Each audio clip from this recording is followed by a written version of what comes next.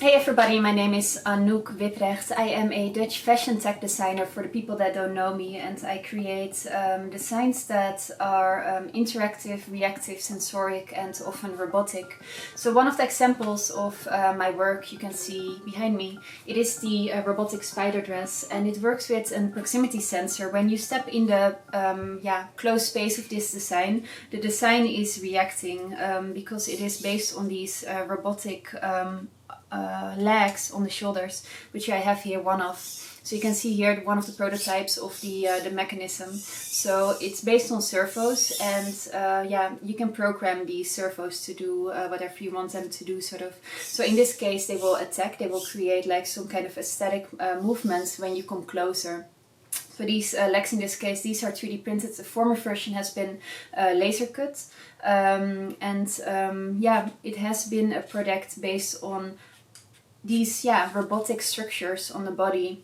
And I guess like one of the big things is like articulations. If you're talking about like robotics, how do they articulate? And if you have a dress that attacks in a way that it doesn't just attack one time in one way, so what is the behavior of these interaction and the possibilities of these interactions? You know, if you have a dress that only attacks in one way, it can be quite boring, sort of, you know. So for especially the spider dress and some of the other dresses, have something that I call 12 states of behavior. In the case of the spider dress, there are 12 states that it chooses between while a person is stepping into the space of this dress. So when you walk up very fast and very close by, this dress is reacting much more aggressively than when you walk up with a sort of a slower pace. The dress will also react more gentle, less aggressive almost, you know. So the dress is working on a proximity sensor, so it senses up to 25 feet. And when somebody is stepping in these spaces around the body, which we all have, we have the intimate space, the personal space, the social space, and the public space around us. When somebody is entering the personal space, this dress sees that and is reacting. So the shoulder mechanisms are going into a sort of a defensive state, and then almost really attacking. And the reasoning behind this dress is mainly the notion of if and when we put technology on the body, what does it do other than just blinking and bleeping? How can it take over maybe some of the things that we have we are dealing with in daily life? For example, social spaces. Everybody has I think different social spaces that we like to invite the people around us in, or not like to invite these people in. But it's sometimes very rude, I think, to say, okay, you're coming too close right now, you know, and people might feel offended. So my main question, I think, with a dress is, sort of questioning this notion that if I have a system on my body that can do that communication for me, is that a more gentle way of this approach of saying, okay, you're coming too close at this moment? So for me, it's all about the playful notion that goes together with embedding these electronics in design and then seeing what it can do. For example, my spider dress is one, it's attacking when you come close in the personal space. I have another dress, is the smoke dress, so the robotic smoke dress. It's also built with sensors, and the more people are standing around this design, the more it starts to smoke, like very physical smoke comes out of the dress. So this dress is less almost dangerous. It is much more symbiotic, and you can also see that in the design. It's the spider dress has a very deep V shape. The smoke dress is very elegant. It's more pear-shaped, you know. It's a more friendly dress. So with these dresses, I look at both the interactions of what they do, but also how they look. The spider dress might look a little bit more dangerous, and when you interact with it, it's also really dangerous because it's really attacking you. Whether the smoke dress has a more friendly, more organic vibe. So, and when you interact with a smoke dress, it's also a much more organic way, almost a shy way, an emotional way of interaction of what the system is doing. And how I see technology is having an input and an output situation. So in the case of the spider dress, in the case of the smoke dress, there's the input, which is distance and proximity sensor. So it senses what is happening in the environment. And the output is, in the case of the spider dress, it is robotics, it is really movement. And in the case of the smoke dress, it is smoke coming out almost, you know. So that is for me a way to set different behaviors to different data input settings. So if you're talking about not maybe the environment but the body, you can also connect the body to the design. You know, you can measure, as I'm doing with the environment, you can measure different things on the body. So you can work with EEG, for example, brain signals. You can see, you can work with heart rate, so HRV. You can work with respiration, which is the lung volume, so the way we breathe. You can work with a muscle contraction, you know, the way we use our muscles and the tension of the body. You can use accelerometers, the place in space of the body parts.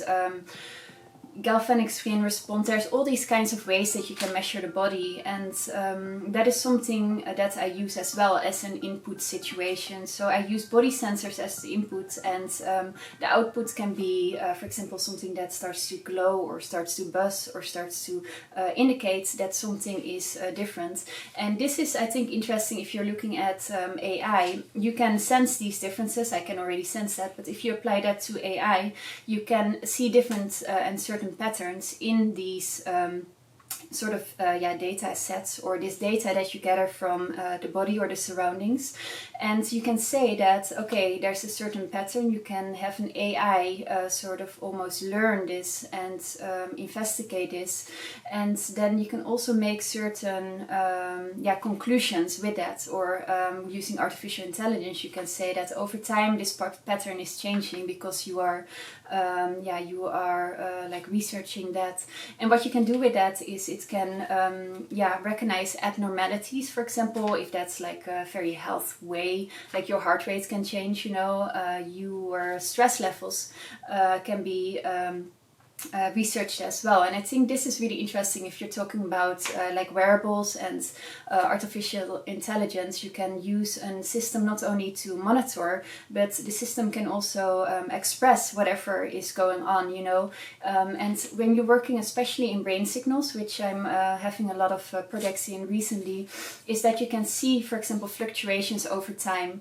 If I'm working with the BCI, the brain computer interface, I have one of 8 channels. I have a new one of 1024 channels. It's a collaboration with a university in Linz and the company GTech, and together we are trying to figure out how we could create a data input and an output setting using these brain signals. And in our case, it's called pangolin dress and BCI.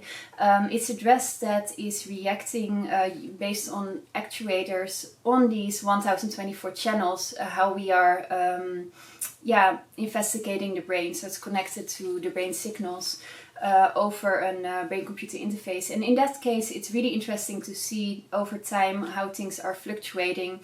A person can be in a more hectic setting when they come in because everything is new to them, you know. Then go into a more normal setting in where, okay, getting used to all the like the PCBs on the head and the dress and whatever, you know, into a more meditative setting in where you can see that the wearer actually starts to gain control over, okay, there's something that is sensing and reacting to my brain, you know, and you can go in like a meditative pattern using, almost mindfulness or yoga or meditation techniques in order to, in a way, calm this stress down. So that's kind of a cool thing. So if you apply that to artificial intelligence and sort of machine learning is, okay, what can we learn from that, right, from this sets of data?